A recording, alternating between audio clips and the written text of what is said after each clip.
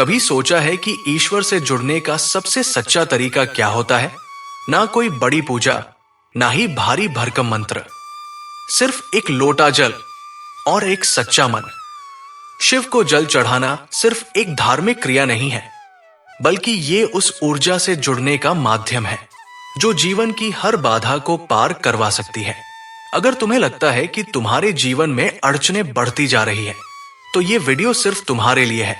आज जानेंगे आषाढ़ महीने में शिवजी को जल चढ़ाने की वो रहस्यमयी विधि, जिसे अपनाकर न केवल ग्रह दोष दूर होते हैं, बल्कि जीवन के बंद द्वार भी खुलने लगते हैं। एक गांव में हर साल बारिश नहीं होती थी। लोग परेशान थे, फसलें सूख जाती थी, पानी के लिए त्राही त्राही मच जाती थी। लेकिन एक दिन गांव के किनारे बसे एक साधु ने कुछ ऐसा किया कि अगले ही दिन बारिश हो गई, जोरों से, लगातार।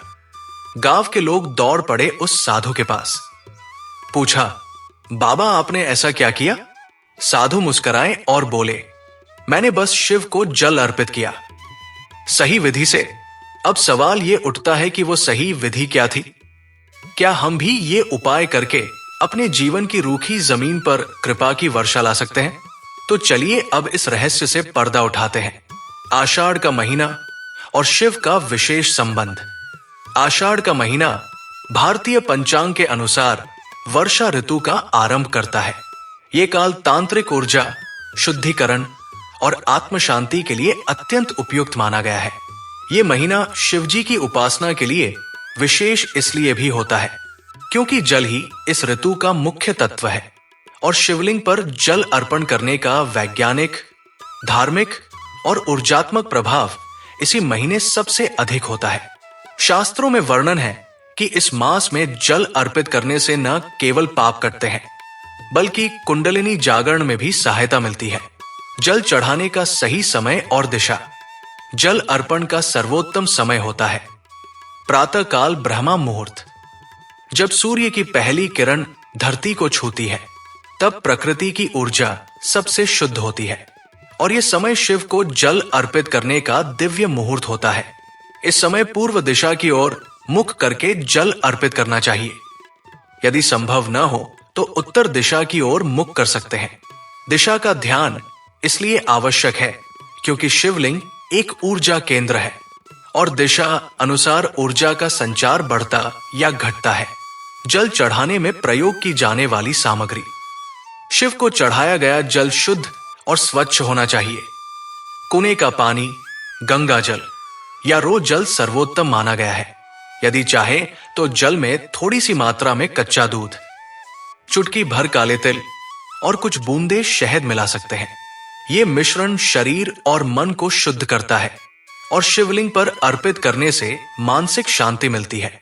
ध्यान रखें कि जल अर्पण करते समय तांबे के लोटे का प्रयोग करें, क्योंकि तांबा ऊर्जा का संवाहक होता है और शिवलिंग की ऊर्जा को संतुलित करता है। जल कैसे चढ़ाना चाहिए? जल अर्पित करते समय ये न सोचें कि बस पानी डाल देना है। हर बूंद के साथ आपकी भावना जुड़ी होनी चाहिए।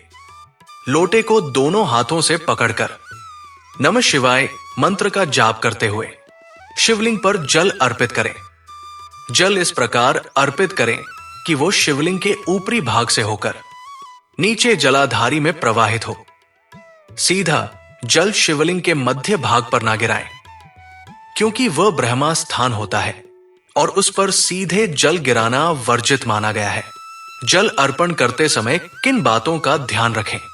शिव को जल चढ़ाते समय शरीर, वाणी और मन तीनों की शुद्धता अनिवार्य होती है। कोई भी अपवित्र भावना या क्रोध आपके जल अर्पण के प्रभाव को निष्फल कर सकता है। जल चढ़ाते समय ध्यान रखें कि आपके पाव शिवलिंग की ओर ना हो। शिवालय में प्रवेश से पूर्व हाथ पैर धोकर ही भीतर जाएं। अगर संभव हो तो सफेद या हल्के रंग के वस्त्र पहने और माथे पर चंदन या भस्म लगाकर ही जल चढ़ाएं। आषाढ़ में विशेष दिन पर जल अर्पण का प्रभाव। आषाढ़ के प्रत्येक सोमवार को शिवजी को जल चढ़ाना सप्त जन्मों के पापों से मुक्ति दिलाता है। ये मास पितृदोष, कालसर्प योग और राहु केतु के प्रभाव को शुद्ध करने के लिए अत्यंत प्रभावशाली होता है। यदि आप संतान सुख से वंचित हैं या विवाह में बाधाएं हैं, तो ये मास और इसका ये उपाय विशेष रूप से आपके लिए है। क्या बोले? जल चढ़ाते समय नमः शिवाय का जाप करें। यदि आप किसी विशेष इच्छा के लिए जल चढ़ा रहे हैं, तो उसे मन में दोहराते रहें। शिव से कोई बात छिपी नहीं होती, लेकिन भाव से व्यक्त की गई हर प्रार्थना तुरंत उन तक पहुंचती है। शिवलिंग पर जल चढ़ाने के फायदे। शिव को जल अर्पण करने से न केवल मानसिक शांति मिलती है, बल्कि घर में सुख समृद्धि, नौकरी में तरक्की, व्यापार में लाभ और संतान सुख प्राप्त होता है। इसके अलावा ये उपाय उन लोगों के लिए अत्यंत उपयोगी है जो नींद न आने, चिंता, भय या डिप्रेशन से जूझ रहे हैं। जल अर्पण से मन और मस्तिष्क के बीच संतुलन बनता है और भीतर से सुकून का एहसास होता है।